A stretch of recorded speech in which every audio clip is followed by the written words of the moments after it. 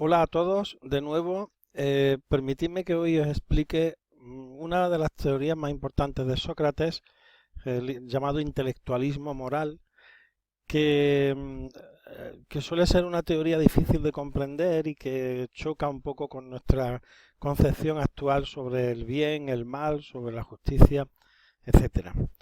Bueno, la teoría de Sócrates del intelectualismo moral realmente es uno de los puntos centrales de Sócrates, en el cual él se enfrenta al relativismo de los sofistas.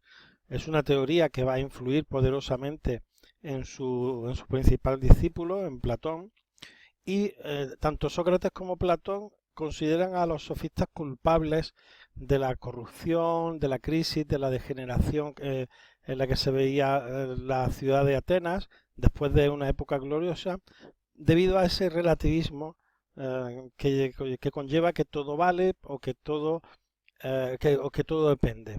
Depende de cada cual, depende de cada persona, de su forma de ver el mundo, etcétera. Como los sofistas también eran maestros y pretendían enseñar a sus discípulos, la pregunta clave, tanto para unos como para otros, es si se puede enseñar la virtud. Veremos a continuación que lo que entendamos por virtud también puede cambiar y que de hecho es diferente entre Sócrates y los propios sofistas. Bueno, la primera idea, la idea fundamental de ese intelectualismo moral que, como vemos, combina por una parte lo intelectual, la mente, la inteligencia, y por otra parte la moral, la virtud, el bien. Y los combina entre sí de tal forma que para Sócrates la virtud es un tipo de saber. Puede ser chocante, pensamos que una persona buena no relacionamos la bondad con el conocimiento. Sin embargo, Sócrates lo hace y se basa en una serie de argumentos que vamos a repasar a continuación. Dice Sócrates, solo puede ser justo aquel que sabe lo que es la justicia. Es decir, para tomar una decisión en una situación determinada ante un problema y hacerlo de una forma justa, antes debemos saber lo que es la justicia. Podríamos actuar de forma justa por casualidad, como aquella fábula del burro que encontró una flauta por el campo y que sin querer sopló y salió un sonido de la flauta y el burro pensó, qué gran músico soy.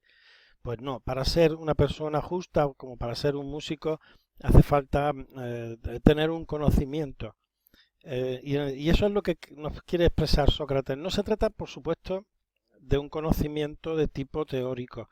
No hay que tener varias carreras para ser una buena persona, para ser una persona virtuosa, pero sí hay que tener esa sabiduría práctica que la puede tener alguien ignorante o alguien que no haya ido a la universidad, pero un pastor, por ejemplo, puede ser sabio perfectamente. Pero en todo caso hay que tener ese conocimiento, porque si no sabemos lo que es la justicia, ¿cómo vamos a actuar de forma justa? Si no sabemos lo que es el bien, ¿cómo vamos a actuar de forma buena? Etcétera.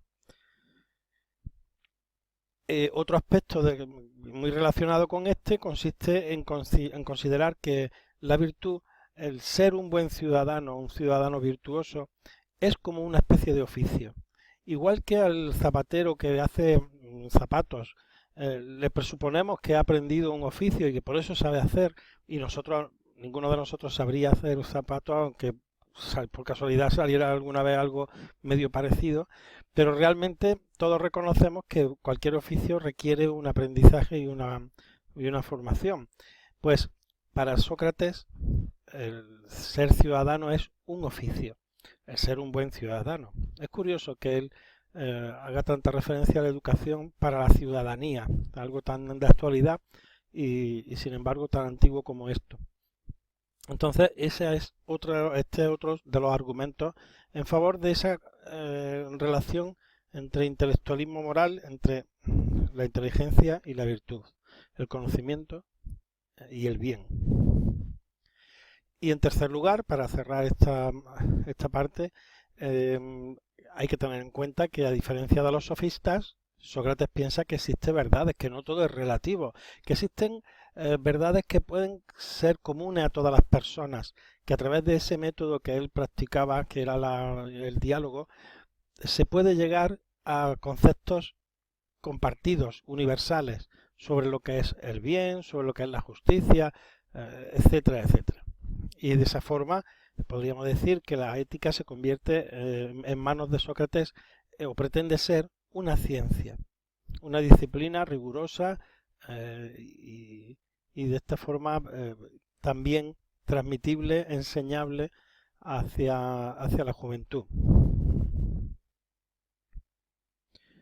Bueno, la segunda parte de esta teoría quizá nos llame más la atención porque igual que decimos que el bien se adquiere a través de un tipo de conocimiento, en contraposición, el mal para Sócrates es un tipo de ignorancia, es fruto de un error intelectual, de un fallo de concepto, podríamos decir.